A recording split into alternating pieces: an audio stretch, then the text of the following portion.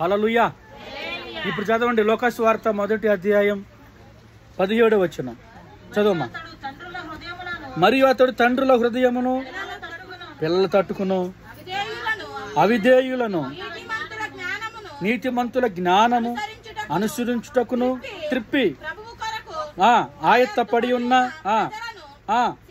సిద్ధపరచుటకై ఏలియా యొక్క ఆత్మయు శక్తియు గలవాడై ఆయనకు ముందుగా వెళ్ళును గనుక నీవు సంతోషమును మహా ఆనందమును కలుగును. అది ఆ లైన్ మనకు కావాల్సింది. ఇప్పుడు అతడు పుట్టినందున అనేకులు చేతులెత్తి హల్లెలూయా చెప్పండి. అతడు పుట్టినందున అనేకులు సంతోషింతురనెను. దేవునికి స్తోత్రం. ఈరోజు వాక్యం ఏంటంటే అతడు పుట్టినందున అనేకులు సంతోషించారు. హల్లెలూయా చెప్పండి. ఎవరు పుట్టినందున? భక్తుడైన యోహాను పుట్టినందున ఏమొచ్చింది చెప్పండి అందరికి? సంతోషం. దేవునికి స్తోత్రం. అతడు పుట్టినందున అనేకులకి సంతోషం కలిగింది. అంటే ఇప్పుడు అతడు పుట్టాడు, అతడు జన్మించాడు, ఆయన పుట్టాడు, ఆయన జన్మించాడు. ఆయన జననం ద్వారా ఇప్పుడు ఏం కలిగిందంటే సంతోషం కలిగింది. దేవుని బిడ్డలారా గమనించండి, మనం పుట్టాం, కానీ మనం పుట్టినప్పుడు మనకి సంతోషం కలగాలి. మన పుట్టుక అనేకులకు సంతోషకరంగా మార్చబడాలి. కొంతమంది ఎందుకు నేను పుట్టానా అనుకుంటారు, ఎందుకు పుట్టా నేను అనుకుంటారు. బైబిల్ చదువుతుంది, నువ్వు ఎందుకు పుట్టావు నీకు తెలీదా? వాక్యం చదువుతుంది సంతోషించడానికి. హల్లెలూయా. అనేకులను సంతోషపరచడానికి. దేవునికి స్తోత్రం.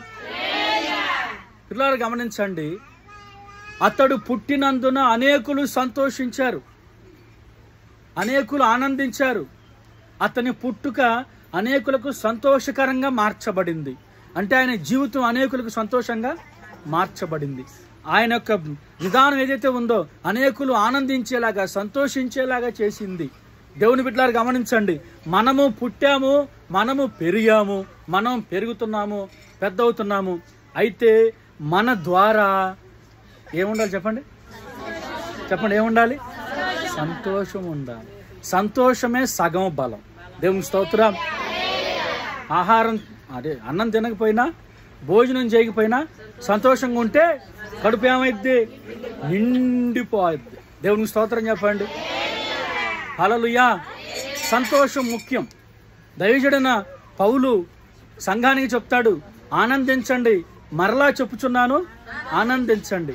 అంటే సంతోషించండి, ఎంతో మళ్ళా సంతోషించండి అని చెప్తున్నాడు.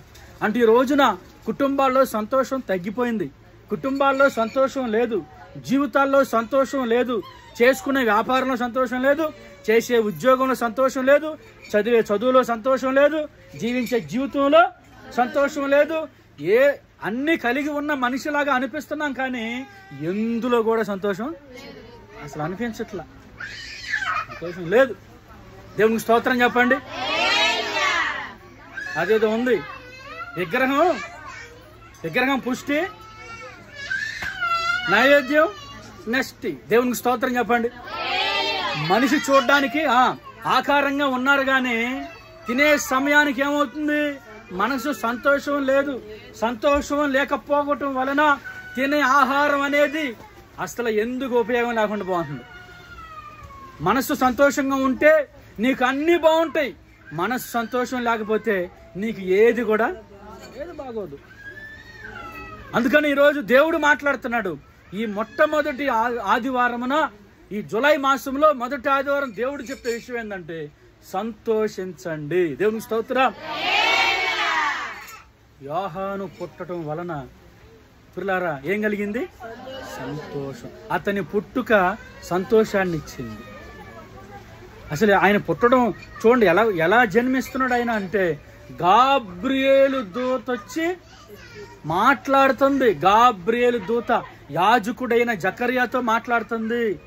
వృద్ధుడైన జకర్యా, ధర్మశాస్త్రం తెలిసిన జకర్యా, దేవుని గురించి అవపోషణం బట్టి ధర్మశాస్త్రాన్ని బోధించే జకర్యా తన భార్య అయిన ఎలిజబెత్ సేవ చేస్తున్న రోజుల్లో క్రమాల్లో గాబ్రియేలు దూత ద్వారా పరలోకము నుండి పంపబడిన వార్తను మోసుకొచ్చినటువంటి గాబ్రియేలు దూత నోటి మాట ద్వారా జకర్యాకు వినబడిన వాక్యం ఏంటంటే, నీకు కుమారుడు పుడతాడు, ఆయన పేరు యోహాను. దేవుని స్తోత్రం.